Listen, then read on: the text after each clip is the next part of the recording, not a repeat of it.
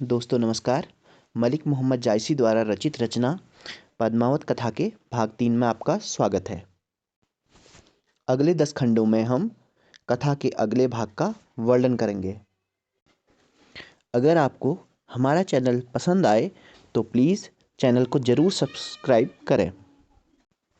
तो आइए कथा को आगे बढ़ाते हैं। 21वां खंड, राजा रत्नसेन सतीखंड। रत्नसेन को जब होश आया तो वह पद्मावती को न पाकर बड़ा दुखी हुआ और स्वयं को धिक्कारने लगा। उसे चिता में जलकर मरने का संकल्प किया, किंतु उसने जिस पद्मावती की उपलब्धि के लिए योग धारण किया था वह उसे प्राप्त नहीं हुई थी।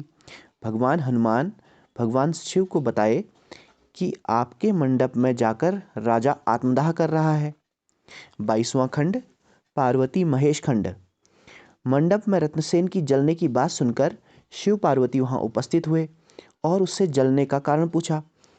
कारण ज्ञात होने पर पार्वती ने उसकी परीक्षा ली, जिसमें रत्नसेन खरा उतरा। शिव ने राजा को आश्वासन देते हुए बताया कि सिंघलगढ़ उसी प्रकार टेढ़ा है जैसे तुम्हारा शरीर। यदि तुम साहसपूर्वक दुर्ग पर चढ़ने का प्रयास करोगे तो पद्मावती के पास पहुंच सकते हो।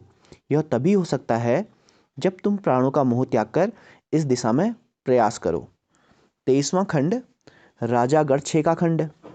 रत्नसेन को शिवजी ने एक सिद्ध गुट का भी प्रदान किया।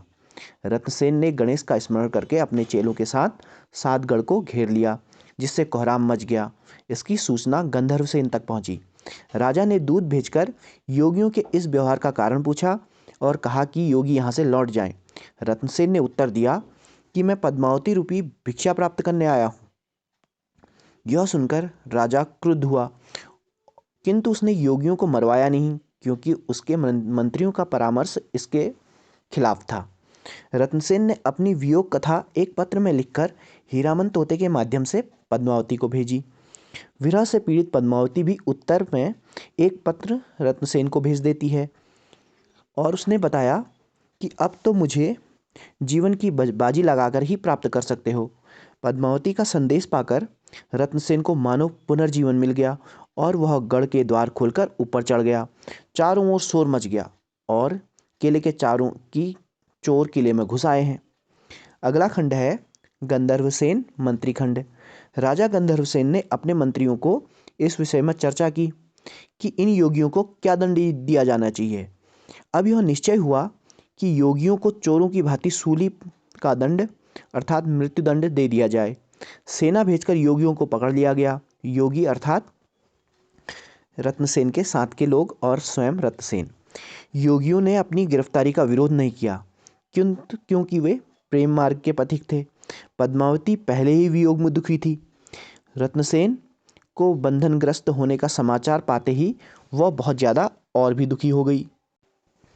अगला खंड है रत्नसेन सूली खंड। योगियों को सूली के स्थान पर लाया गया। सर्वप्रथम रत्नसेन को मृत्युदंड हेतु लाया गया तो वह मंसूर की भांति प्रसन्न था।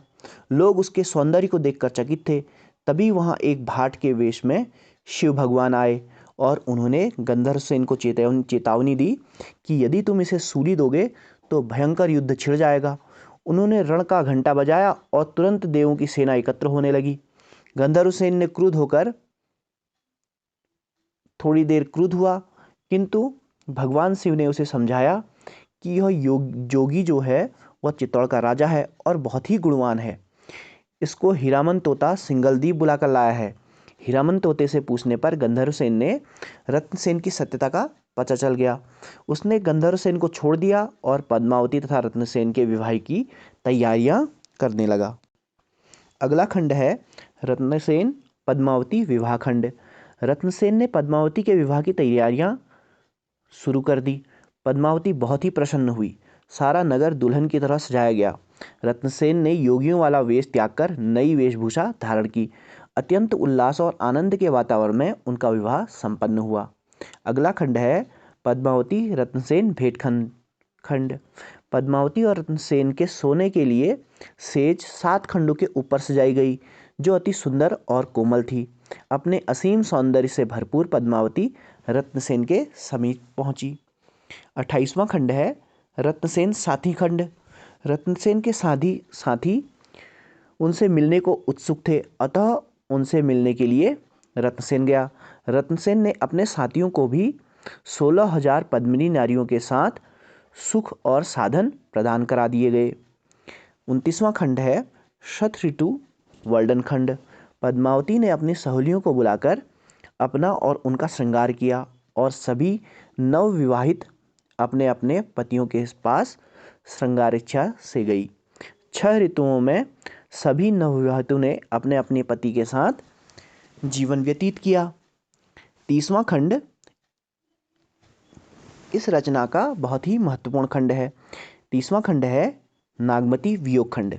रत्नसेन के वियोग में तड़पती रानी नागमती का इस खंड में वर्णन है। 30वें खंड में बड़ा ही मार्मिक वर्णन किया गया है कि नागमती का शरीर सूखकर कांटे जैसा हो गया था और उसके मुंह से हमेशा एक ध्वनि निकलती रहती थी। 12 मासा वर्णन के माध्यम से जायसी ने इस तथ्य का बड़ा ही मर्मस्पर्शी वर्णन किया है।